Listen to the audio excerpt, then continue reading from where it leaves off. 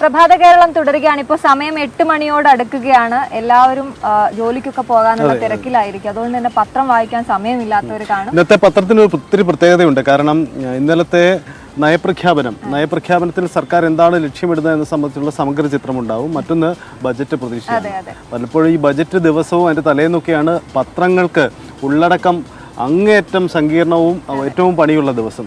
എന്തായാലും പത്രം 18 ആരംഭിക്കുകയാണ്. കിരൺ ബാബു നമുക്കൊപ്പം ചേരും.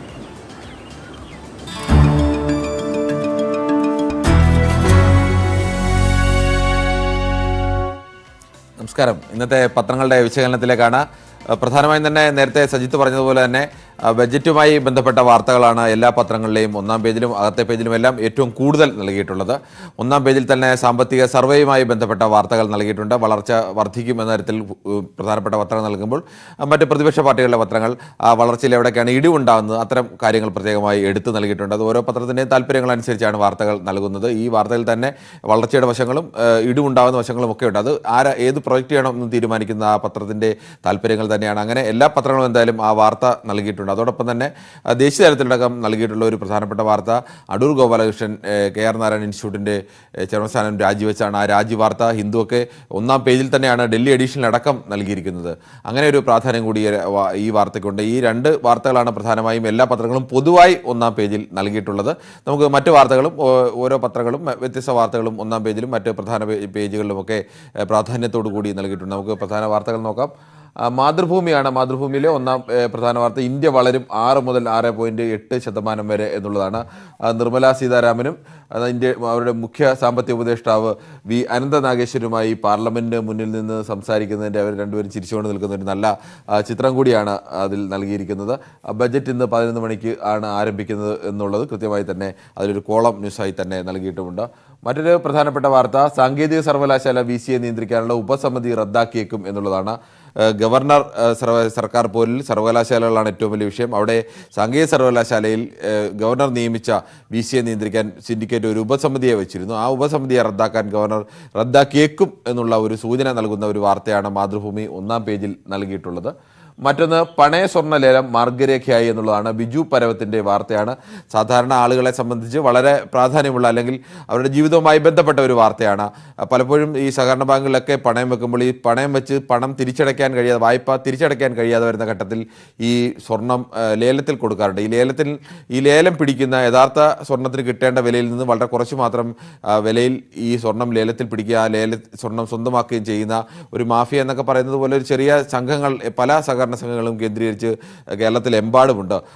ഇവർ പലപ്പോഴും ഈ സ്വർണം വിറ്റാൽ കിട്ടുന്നതിൻ്റെ ബാക്കി തുക വായ്പ അടയ്ക്കേണ്ട തുക എത്രയാണോ ആ സ്വർണം കിട്ടുന്ന ബാക്കി തുക ഈ വായ്പക്കാരന് നൽകേണ്ടതാണ്. പക്ഷേ ആ നൽകാനുള്ള തുക ഇല്ലാതെ അത് കുറച്ചുകൊണ്ടുള്ള ലേല നടപടികളൊക്കെ ഉണ്ട്. അപ്പോൾ അതൊരു സുതാര്യമാക്കാൻ വേണ്ടിയുള്ള നടപടിയാണ്.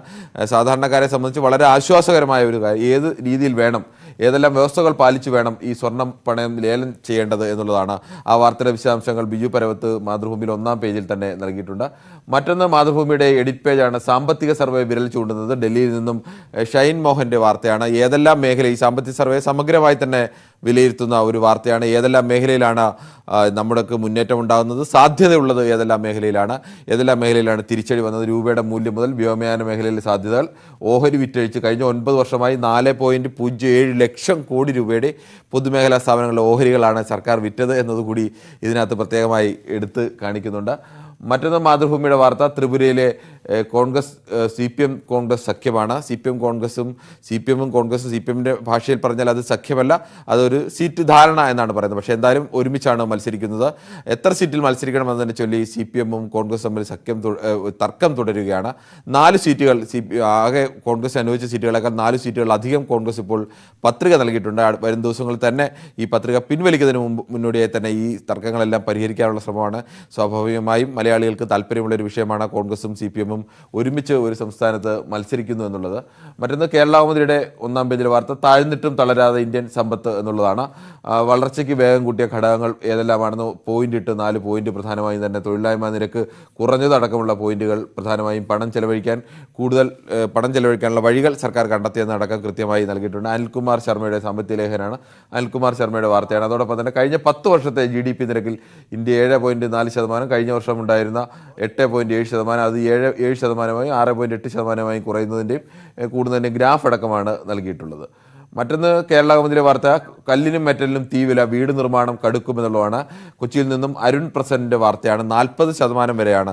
അതും ഏറ്റവും സാധാരണക്കാരായ ജനങ്ങളെ സംബന്ധിച്ച്, അല്ലെങ്കിൽ വീട് വെക്കാൻ ആഗ്രഹിക്കുന്ന എല്ലാവരെയും സംബന്ധിച്ച് അവരുടെ ആശങ്ക വർദ്ധിപ്പിക്കുന്ന ഒരു വാർത്തയാണ്. ആ വില, ഒരു വർഷത്തെ വില 6 മാസം മുമ്പ് ഉണ്ടായിരുന്ന വിലയൊക്കെ നൽകിയിട്ടുണ്ട്. കല്ലിന് 4000-4500 രൂപ ഉണ്ടായിരുന്നത് ഇപ്പോൾ 6000-6300 രൂപ കൊടുക്കേണ്ട അവസ്ഥയാണ്.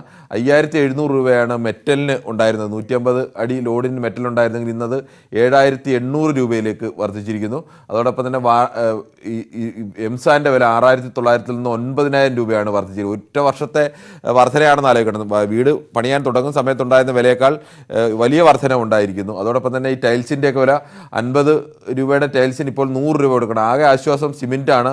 സിമെൻറ്റ് ഒരു വർഷം മുമ്പ് 370 രൂപ ഉണ്ടായിരുന്നത് 450-500 രൂപയിലേക്ക് 6 മാസം മുമ്പ് കൂടിയെങ്കിൽ ഇപ്പോൾ അത് 400-450 എത്തിയിട്ടുണ്ട്. അപ്പോഴും കൂടുതൽ തന്നെയാണ്. എന്നാലും താരതമ്യേന അതിൽ മാത്രമാണ് ഒരു ഏക ആശ്വാസം എന്ന് പറയാവുന്നത്. മറ്റൊന്ന്, എല്ലാ പത്രങ്ങളും പ്രാധാന്യത്തോടുകൂടി ഒന്നാം പേജിലോ അല്ലെങ്കിൽ ആദ്യത്തെ പേജിലോ ഒക്കെ നൽകിയിട്ടുണ്ട്. ശാന്തിഭൂഷൺ അന്തരിച്ചാണ്. ശാന്തിഭൂഷൺ ഒരു ഇന്ത്യയുടെ നിയമമന്ത്രിയായിരുന്നു, പ്രഗത്ഭ അഭിഭാഷകനായിരുന്നു. അതിനൊക്കെ അപ്പുറത്തേക്ക്, നിയമത്തിനപ്പുറത്തേക്ക് നീതി നടപ്പാക്കാൻ വേണ്ടിയുള്ള വലിയ പോരാട്ടങ്ങൾക്ക് നേതൃത്വം കൊടുത്ത വലിയൊരു ആക്ടിവിസ്റ്റ് കൂടിയായിരുന്നു പ്രശാന്ത് ഭൂഷൺ. അദ്ദേഹത്തിൻ്റെ മകനാണ്. അദ്ദേഹത്തിനെ കുറിച്ച് മരണവാർത്തയും കൊടുത്തിട്ടുണ്ട്. അകത്തെ പേജിൽ കൃത്യമായും അദ്ദേഹത്തെക്കുറിച്ചുള്ള, അദ്ദേഹത്തിൻ്റെ നിയമ പോരാട്ടങ്ങളെക്കുറിച്ചുള്ള, നീതിക്ക് വേണ്ടിയുള്ള പോരാട്ടങ്ങളെക്കുറിച്ചുള്ള പ്രത്യേക വാർത്തയും നൽകിയിട്ടുണ്ട്. മറ്റൊന്ന് മനോരമയുടെ വാർത്തയാണ്. മനോരമ ഒന്നാം പേജിൽ പ്രധാന വാർത്തയായി നൽകിയിരിക്കുന്നത് ഇതാണ്: കടമുറി ഒഴിയാൻ നേതാക്കൾക്ക് പടി, 12 ലക്ഷം. കെട്ടിട ഉടമയെ CPM ഓഫീസിൽ വിളിച്ചു വരുത്തി ഭീഷണിപ്പെടുത്തി. വിവരം പുറത്തു വന്നത് സമൂഹ മാധ്യമങ്ങളിലൂടെ. മനോരമ അത്തരം ഒരു വാർത്തയാണ് പ്രധാന വാർത്തയായി നൽകിയിട്ടുള്ളത്. അത് തൃശ്ശൂരിൽ ഒരു കട, ഒരു പാർട്ടി നേതാവിൻ്റെ ഉടമസ്ഥയിൽ, പാർട്ടി നേതാവ് നടത്തിയിരുന്ന ഒരു വാടകയ്ക്ക് നടത്തിയിരുന്ന അയാളുടെ ബിനാമിയായിട്ടാണെന്നാണ് വാർത്തയിൽ കിടക്കുന്നത്. അങ്ങനെ ഒരു കട ഒഴിഞ്ഞു കൊടുക്കുന്നതിന് വേണ്ടി കടയുടെ ഉടമസ്ഥൻ ഇയാൾക്ക് നഷ്ടപരിഹാരമായി 20 ലക്ഷം രൂപ ചോദിച്ചു. അവസാനം പാർട്ടി ഓഫീസിൽ നടത്തിയ ഒത്തുതീർപ്പിൻ്റെ ഫലമായി അത് 12 ലക്ഷമായി കുറച്ച്. ഈ 12 ലക്ഷം ഈ നേതാക്കൾ വീതിച്ചെടുത്തു എന്നുള്ള ഒരു ആരോപണമാണ് ഈ വാർത്തയിൽ. ഉണ്ണിക്ക വാര്യരുടെ വാർത്തയാണ് തൃശ്ശൂരിൽ നിന്നും. മറ്റൊന്ന്, മനോരമയുടെ എഡിറ്റ് പേജിൽ മനസ്സിലാക്കാം ഈ ബഡ്ജറ്റ് പദാവലി എന്നുള്ളതാണ്. ഇത് സാധാരണ മനുഷ്യരെ എല്ലാ മനുഷ്യരെ സംബന്ധിച്ചും, പ്രത്യേകിച്ച് വിദ്യാർത്ഥികളെ സംബന്ധിച്ചാലും അല്ലെങ്കിൽ താല്പര്യമുള്ള എല്ലാ മനുഷ്യരെ സംബന്ധിച്ചും ഏറെ ഗുണകരമായ ഒരു ഇൻഫർമേറ്റീവായ ഒരു വാർത്ത തന്നെയാണ്. എന്താണ് വോട്ട് ഓൺ അക്കൗണ്ട്, എന്താണ് ഡയറക്റ്റ് ടാക്സ്? ഇന്നിപ്പോൾ ഇങ്ങനെ കുറേ വാക്കുകൾ നമ്മൾ കേൾക്കും. Direct tax, indirect tax, vote on account എന്നൊക്കെ. അത് പലർക്കും ഇതെന്താണ് ഇതെന്ന് അറിയാൻ ധാരണ ഉണ്ടാവില്ല. അത് കണ്ടെത്തണമെങ്കിൽ അല്ലെങ്കിൽ ഗൂഗിൾ സെർച്ച് ചെയ്യുക അല്ലെങ്കിൽ മാർഗ്ഗമുള്ളൂ. അല്ലാത്തവരെ സംബന്ധിച്ചിടത്തോളം പെട്ടെന്ന് ഈ വാർത്തയിൽ എന്താണെന്ന് പറയുന്നത് വോട്ട് ഓൺ അക്കൗണ്ട് എന്ന് മാത്രമായിരിക്കും വാർത്തയിൽ ഉണ്ടാകും. പക്ഷേ അതെന്താണ് എന്നുള്ള ഒരു വിശദീകരണമാണ്. ഓരോന്നും കസ്റ്റംസ് ഡ്യൂട്ടി എന്താണ്, ക്യാപിറ്റൽ എക്സ്പെൻഡിച്ചർ എന്താണ്, റവന്യൂ എക്സ്പെൻഡിച്ചർ എന്താണ്, റവന്യൂ ഡെഫിസിറ്റ് എന്താണ്, അങ്ങനെ അത് കൃത്യമായി നൽകിയിട്ടുണ്ട്. വളരെ ഗുണപ്രദമായ ഒരു വാർത്തയാണത്. മറ്റൊന്ന്, മനോരമയിലെ വാർത്ത, സ്പെഷ്യൽ മാരേജ് ആക്ട് വ്യവസ്ഥ സംബന്ധിച്ച് ഹൈക്കോടതി മുൻകൂർ നോട്ടീസ് ഇക്കാലത്തും വേണോ എന്നുള്ളതാണ്. നൂറ്റാണ്ടിലേറെ നിലവിലുള്ള നിയമമാണെന്നും അത് മറികടക്കാനാവില്ലെന്നുമാണ് കേന്ദ്രത്തിൻ്റെ നിലപാട്. സ്പെഷ്യൽ മാരേജ് ആക്ട് പ്രകാരം 30 ദിവസത്തെ മുൻകൂർ നോട്ടീസാണ് വേണ്ടത്.